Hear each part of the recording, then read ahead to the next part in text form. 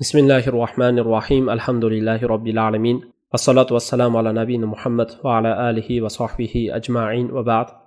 Assalomu alaykum va rahmatullohi va barakatuh.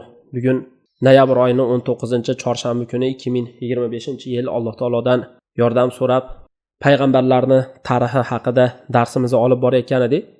Xo'p, payg'ambarlarning tarixidan biz yetib kelgan navbatdagi mavzuyimiz Bani Isroilning xabarlarini, yo'llari degan mavzuga yetib keldik.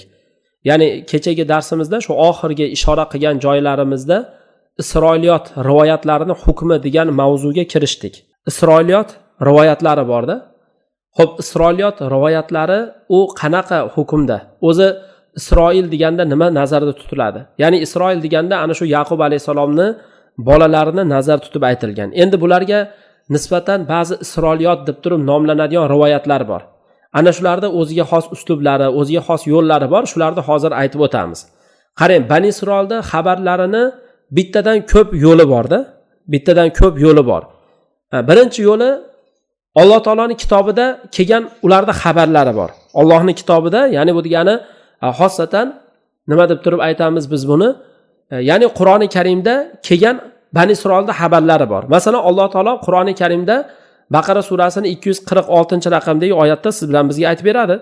Alam tara ilal mala'i min bani Isroila min ba'di Musa iz qalu lin nabiyyin lahum ba'ath lana malikan nuqatil fi sabilillah. Qala hal asaytum in kutiba alaykumul qitalu alla tuqatilu.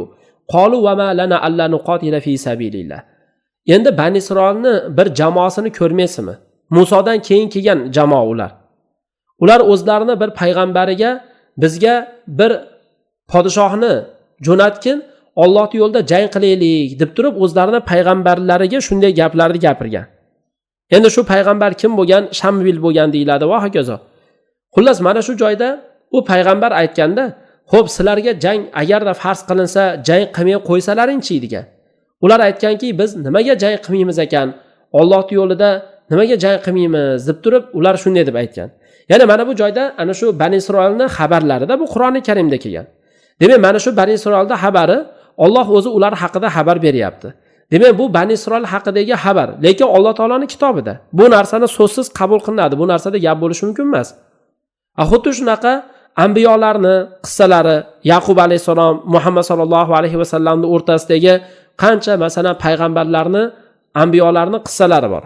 Hammasi Bani Isroilning anbiyolari bo'lgan masalan.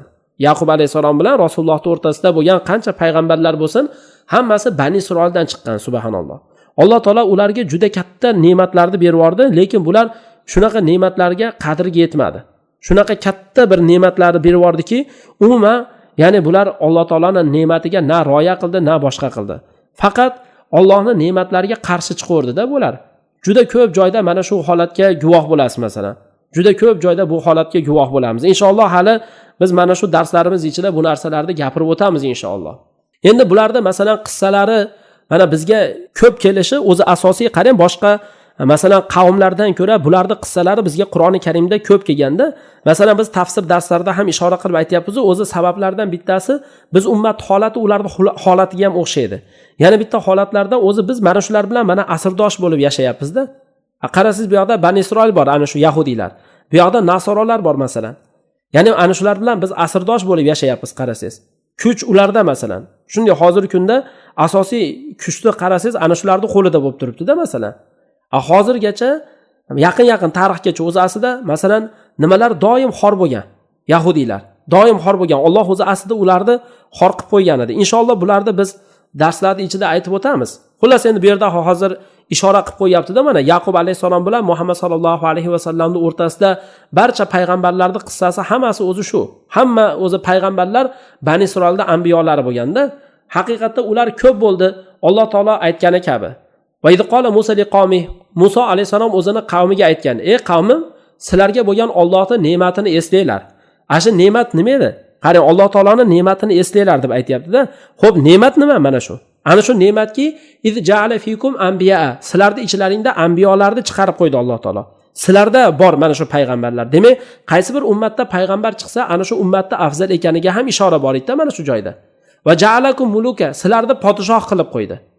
Va atakum ma lam yu'ti ahadan minal alamin, sizlarga olamlardan birontasiga bermagan narsasini berdi. Ya'ni hech kimga bermagan narsani o'zi sizlarga berdi. Bani Isroilga berilgan qancha masalan ne'matlar, hali dasturxonlar tushgan, bedanalar tushgan, shirinliklar tushgan masalan dengizdan o'zi aslida haligi Musa alayhisalomni mana xosatan Firavunni changalidan olib o'tilganini qarang. Shunga bir dengizga Musa alayhisalom hassasi bilan bir uradi, 12 ta yo'l ochiladi. Hamma yo'l qup-quruq bo'ladi. Ana shu joydan ya'ni shunday o'tib ketishadi. O'tib ketganda bu yoqda o'tib nariyoqqa chiqib bo'lganda, ya'ni orqada o'zi Firavun ham, ya'ni men ham o'taman deb turib shu ichiga kirib ketadi. Go'yo u ham o'zi uchun ochilgandek. Mana shu joyda u sezmagan edi. Firavun ko'zi ko'r bo'lib qolgan edi, shunday kirdi, birdan suv uni yopdi. Bo'ldi, suv ustiga shunday keldi. Mana shu holatda u endi o'limga mahkum bo'ldi-da, ana shu joyda.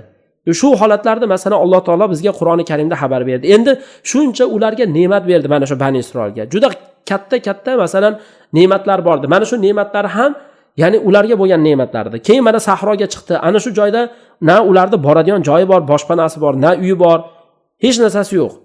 Ana shu joyda ularga shunday birdan osmondan bulut keldi, soyabon bo'lib turdi.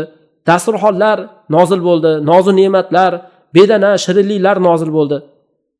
Yeylar, ichinglar, yashaylar, suv ichamiz deydi Musa alayhisalom borib bitta toshga, katta toshga bir urdi, 12 ta masalan alohida xuddi grantga o'xshab suv chiqdi. 12 ta masalan joydan suv chiqdi. Har bitta qabilaga bittadan edi.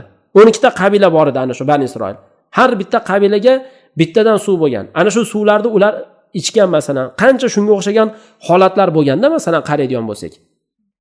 Endi mana shuncha ne'matlar, shu ne'matlarga qancha nonko'rlik holatlari bo'ldi. Ya'ni insonning holati mana shularda, bizi ummati Muhammad holati ham shularning holatiga o'xshaydi. Bizga ham berilgan ne'mat juda katta. Ozgina amal qilasiz, ko'p bir ajr mukofotlarga qolib ketasizda masalan. Masalan qarang, hali inshaalloh aytib o'tamiz darslarda ichida yana xosatan ana shu yahudiylar bir shaharga kirayotganda ham ularga aytilgan. Aytinglar, hitto deb turib aytinglar deganda ular hinto nun kalimasini ziyoda qilib qo'ydi. Nun kalimasini ziyoda qilish bilan ular halok bo'lib ketdi. Xuddi shunaqa bid'atni ziyoda qilgan odam albatta halok bo'ladi. Bid'atni ziyoda qilgan odam albatta halok bo'ladi. Mana shu narsalarga hali ishoralarni o'tamiz. Endi Isroiliyotlardan ikkinchi turkumi bor. Sunnatda kelgani bor, payg'ambar sallallohu alayhi vasallam aytib bergan narsalar. Bular ham juda ko'p. Rasululloh masalan ibodat qiladigan hali bir Jurayshni qissasini aytib bergan va hamda g'orga kirib qolgan, qamalib qolgan 3 ta kishini qissasini aytib bergan. Hali tosh ularning ustiga tushadi, g'orda og'zini yopib qo'yadi masalan. Endi mana shularni biz qabul qilamiz, tasdiqlaymiz.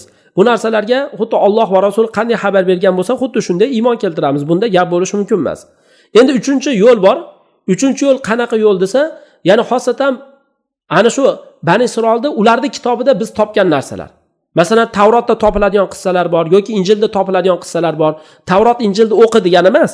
Endi masalan, ularning kitoblarida topilib turib, qarasiz tafsir kitoblariga yozib qo'yilgan. Masalan, mana Bag'oviy tafsirini o'qiganimizda ham ba'zi rivoyatlarda o'tdi. Isroiliyotda hattoki masalan mana Qurtubiy tafsirini o'qiganimizda ham hali zino qilib qo'yganda maymunlarni bir ko'rilgan deb aytayapti-da masalan. Ana shunda o'qib ketadiku, maymunlar mumkin endi Alloh taolo ana shu yahudiylardan hali maymun to'ng'izlarga aylantirgan-ku ularni. Maymunlarga aylantirgan. Endi bir maymunlarni qaralsa, o'sha Isroiliyotlarda kelib qolganda, bir maymunlar bitta o'zlarining ichida zino qilganiga tosh bo'ron qilib o'ldirayotgan ekan. Endi shu gumon bo'lib qolgan, mumkin bular yahudiylar bo'lsa kerak degandek narsa bo'lib qolgan. Lekin ular o'zi rojih so'zda yo'qolib ketgan. Lekin ana shunaqa Isroiliyot narsalari bor-da masalan. Yoki bo'lmasa mana Qurtubiy tafsirda ham, ya'ni xosatan mana Bag'oviy tafsirda ham juma kunlari o'qib turibmiz-ku. Ana shu tafsirda ham o'qib o'tib ketdik masalan. Ana shu tafsirda ham keldi. Misol uchun xosatan mana shu Bani Isroilga sizlar ana bu qishloqqa kiringlar deganda, o'zi u yerda qishloqda katta-katta devlar bo'ladi. U devlar endi juda ham katta bo'ladi. Shunaqa qilib sifatlab berilganda endi juda ham katta bo'ladi deb turib aytilgan masalan. Endi ana shularning kattaligi aytilgan. Bularda hammasi Isroiliyot. Endi shuni aytayaptiki, mana bu joyda ham. Endi ularning kitobida biz topib olgan narsa, masalan Tavrotda, Injilda topiladi yoki bo'lmasa ularni aw yujadu fi mazamirihim degani ularni, ya'ni bir ohangrabo bo'lgan kitoblarda, mazamir degani o'zi aslida karne surne degani. Ya'ni ularda bir ana shunaqa kitoblarida deganida va ularda risolalarda, undan boshqa narsalarda topiladi. Endi bular endi o'zi 3 qismga bo'linadi. Ba'zi qismi bor, birinchi qismi qabul qilinadi, yana bitta qismi bor rad qilinadi, yana bitta qismi bor rivoyat qilinadi, hech nima qilinadi? Tasdiqlanmaydi, yolg'onga ham chiqarilmaydi. Demak, 3 qismga bo'linar ekan. Ha, qabul qiladiganimiz bor ekan, qabul qilinmaydigan bor ekan. Yana bittasi rivoyat qilinaveradi, lekin ha bu rost deb ham aytilmaydi, yolg'on deb ham aytilmaydi. Ammo qabul qilinadiganı Allohning kitobi, Rasulullohning sunnatidagi narsaga, hadisdagi narsaga muvofiq bo'lgan narsalar bo'ladi. Bu narsalar qabul qilinadi so'zsiz. Masalan, Tavrotda Yusuf alayhisolamning qissasi kelgan, Musa alayhisolam, Ibrohim alayhisolamning qissasi kelgan. Endi gap bo'lish mumkin emaski, o'zi kitobi sunnatda kelgan narsa o'zi bizga yetadi, u Tavrot Injildagi narsadan ko'ra. Tavrot Injildagi narsa kerak emas bizga. Kitobi sunnatda o'zida kelgan narsa yetadi. Tushundingmi?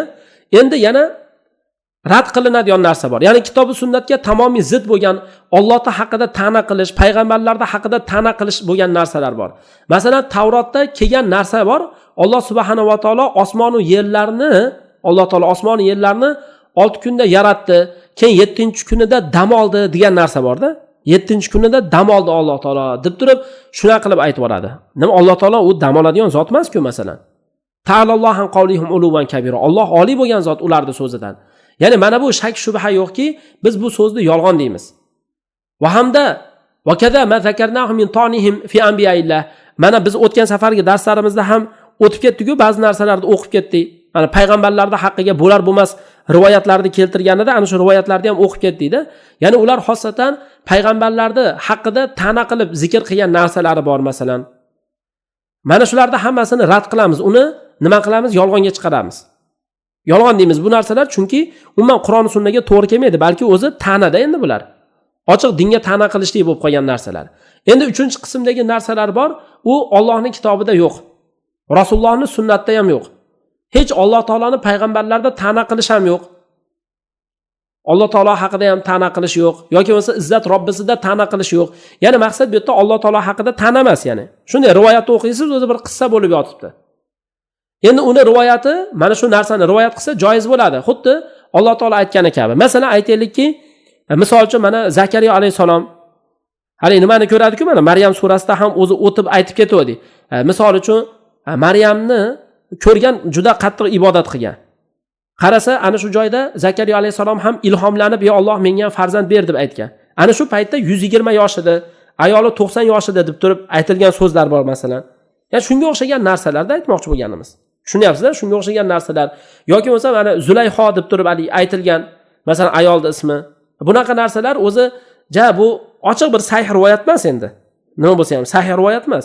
Lekin shu bilan birgalikda nima deb turib aytiladi mana? Rivoyat qilsa joiz bo'laveradi. Xuddi Alloh taolo aytgani kabi, "Ballighu anni walau ayat." Bitta oyat bo'lsa ham mendan yetkazinglar deb turib, ya'ni Rasululloh aytganda, Rasulullohning so'zi bu. Ya'ni bitta oyat bo'lsa ham yetkazinglar dedi Rasululloh. Bani Isroildan hadis aytoringlar, haraj yo'q deb turib aytdi. Ya'ni gunoh emas, hadis aytoringlar, Bani Isroilning hikoyalarini aytoringlar.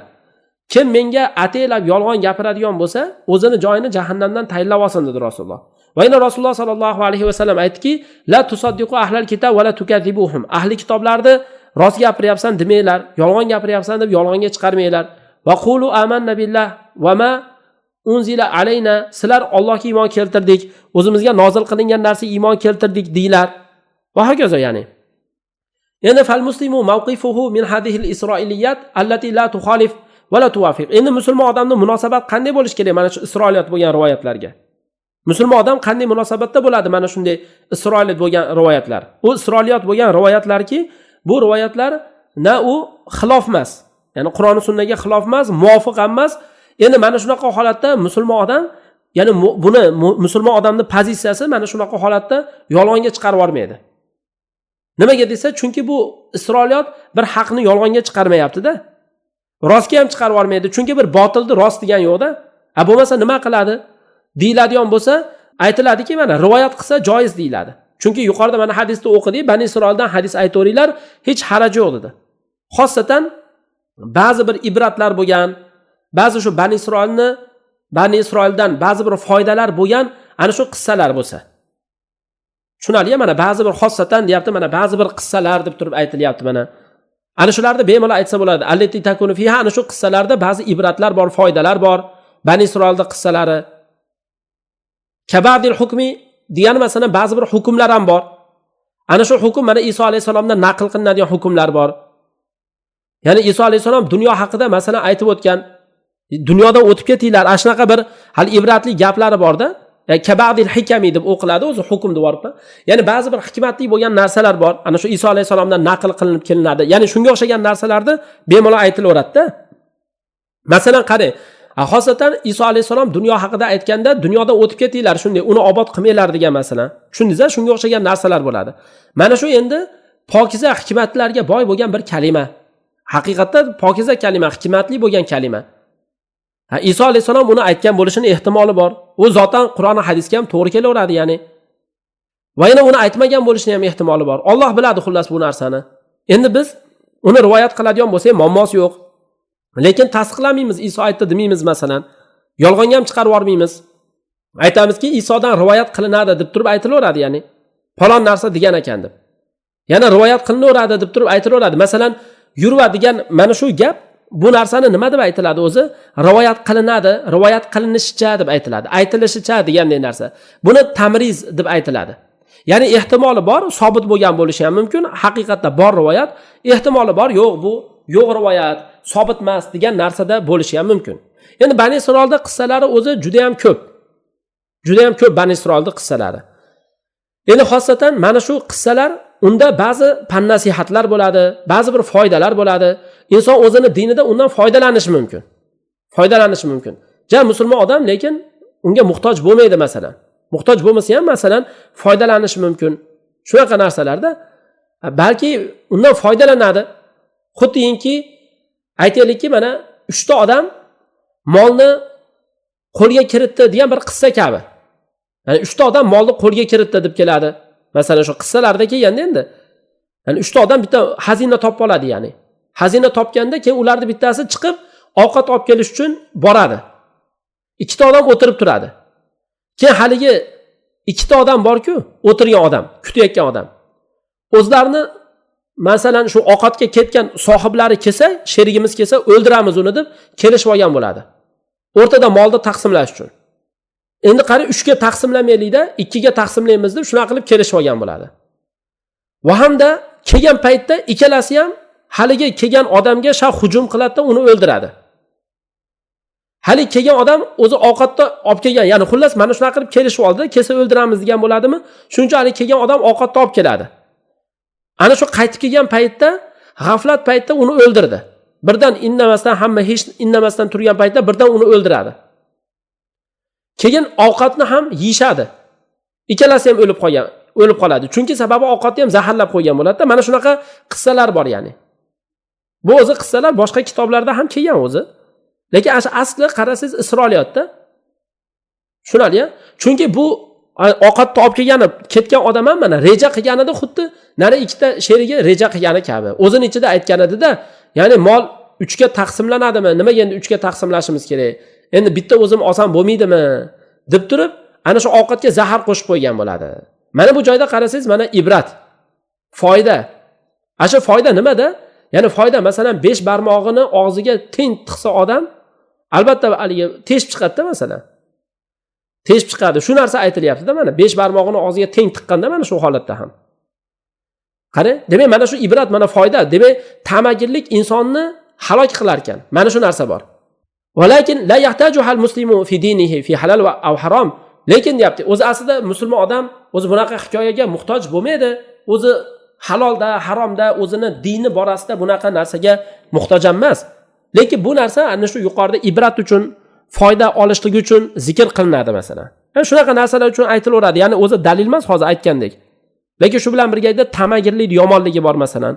Inson tama qilsa shunaqa ba'zida nima bo'lib qoladi? Albatta o'zini boshiga o'zi balo bo'ladi.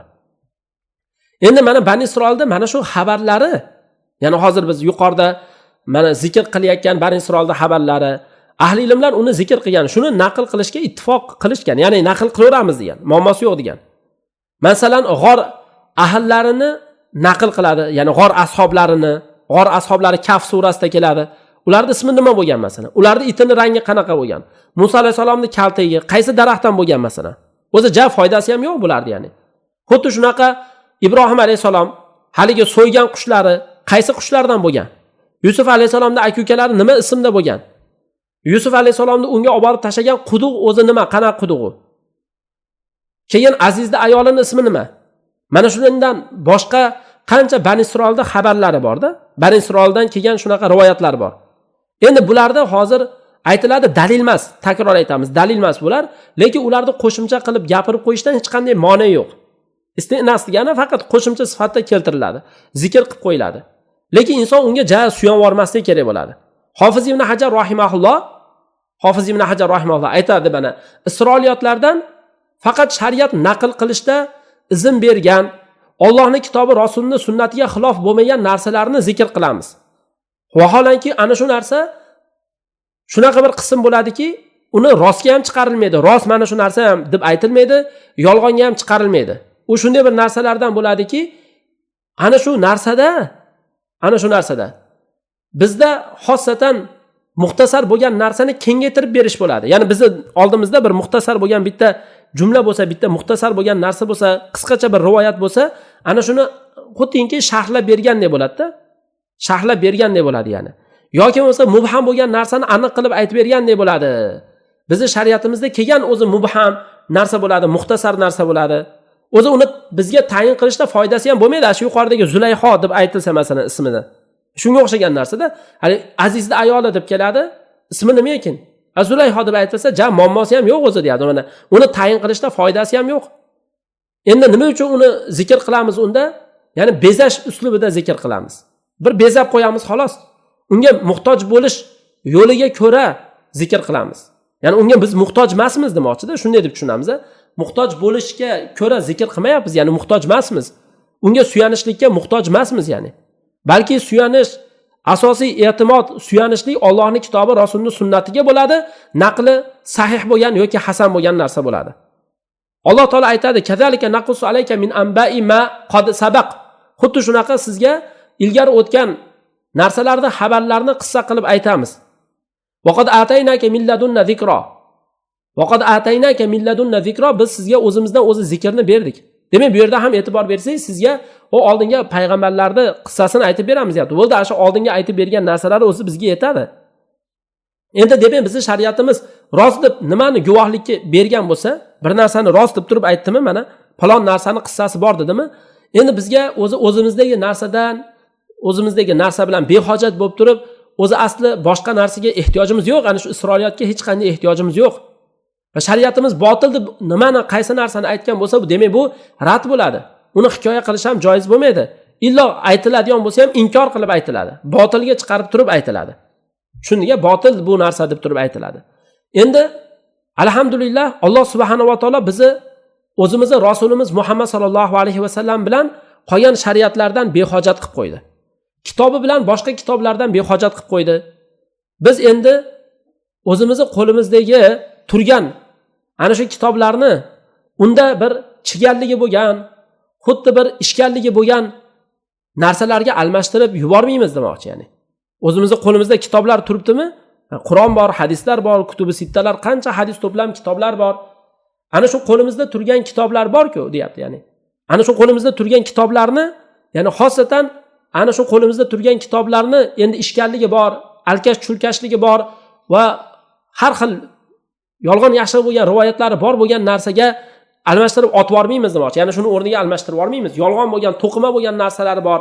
Ya'ni o'zgartirish, almashtirish bor bo'lgan narsalar. U kitoblarda ularni o'zgartirish bor-da. Va mana shu narsani hammasidan keyin o'zi mana shu narsani hammasida o'zi aslida mana shuncha narsalardan keyin, ya'ni o'zi u kitoblarning ichida qancha telva teskari bo'lgan narsalar bor, yolg'on bor, to'qimalar bor, almashtirib yorishlar bor. Shu narsani hammasidan keyin ham yana u kitoblar nasx bo'lib ketgan, o'zgarish bo'lib ketgan, o'zgarib ketgan, o'zi ular o'zgartirib yuborgan, mansux bo'lib ketgan. Endi qanday qilib u kitoblarni biz olamiz? Xullas mana shu Ibn Kasir rahimahullohni aytgan so'zlari Bidoya va Nihoya kitobida mana shu narsalarni aytib bergan bizga. Izan hada mavqifuna min rivoyati Bani Isroil. Demak, mana bu bizni Bani Isroildagi rivoyatlarimizdagi ana shu munosabatimiz. Ya'ni bizni pozitsiyamiz mana shu Isroiliyot rivoyatlariga, bizni munosabatimiz Isroil rivoyatlariga mana shu yuqorida aytganimizdek. Ibn Kasir rahimahulloh aytgandek. Demak, nima foydasi bor ekan? Foydasi inson Alloh subhanahu va taolo o'zini avliyolariga qilgan ishini kayfiyatini banda bilib oladi. Bilib oladi, shu tanishib chiqadi. Qanday ana shu Alloh taolo dushmanlarga qanday ish qildi? Va yana payg'ambar sollallohu alayhi vasallam bizga Abu Zayd al-Ansoriyni hadisda kelgani kabi har bitta narsani bayon qilib bergan. Qarang, Rasululloh sollallohu alayhi vasallam bir kuni bomdod namozini o'qidi. Keyin minbarga chiqdi va bizga xutba qildi. Peshin namozi bo'lib qoldi. Tushdi, peshin namozini bizga o'qib berdi. Keyin yana xutba qildi. Keyin yana asr namozini bizga o'qidi. Keyin yana xutba qildi. Quyosh g'oyib bo'ldi. Keyin yana tushdi. Va hamda bizga shom namozini o'qidi. Va hamda bo'lgan narsani bizga aytib berdi. Qani ertalabdan kechgacha gapirgan. Ana shunda aytayaptiki, mana bizga Rasululloh o bo'lib o'tgan narsalarni, ya'ni bu degani tarixdagi narsalarni aytib berdi va yana endi bo'ladigan narsalarni aytib bergan va hamda bizni eng olimimiz, eng hofizimiz, ya'ni bizni ichimizda eng olim, eng yaxshi biladigan ana shu Rasululloh aytgan narsalarni yodlab qolgan odam deb turib aytayapti-da. Tushundingmi mana shu joyda? Demak, mana bu joygacha, ya'ni hozir sizlar bilan o'qigan narsamiz, mana bugungi, ya'ni xosatan hozir o'qigan mavzuyimiz bu qaysi mavzu bo'ldi? Bani Isroilni haqidagi rivoyatlar. Demak, Qur'on va sunnatda kelgan bo'lsa, ana shu narsani olamiz. Gap bo'lishi mumkin emas. Ba'zilar o'zi Qur'on va sunnatda kelmagan, ularni rad qilamiz. Yana ba'zilar bor ekan, rosam yolg'on ham deyilmas ekan. Shularni o'tdik. Endi davomida Abul Bashar Odam alayhisalomni mana qissasi haqida gaplashamiz. Endi Odam alayhisalomni qissasiga sekin-sekin kirishiladi. Odam alayhisalomni qissasi qanday holatda bo'lgan? Bularni aytmoqchi bo'lganimiz uzun-uzun qilib beradi. Biz hozir qo'ldan kelgancha ozmozini o'qiymiz inshaalloh.